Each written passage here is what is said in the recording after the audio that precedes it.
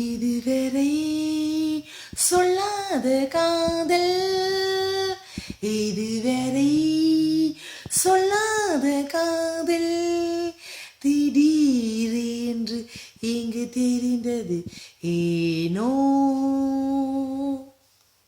சிரிக்க சிந்திக்க வைக்கும் அவனானி என்ற திரைப்படம் 2015 ஏப்ரல் மாதம் 23 உங்கள் அபிமான மலேசிய திரையரங்குகளில் வெளிவர உள்ளது.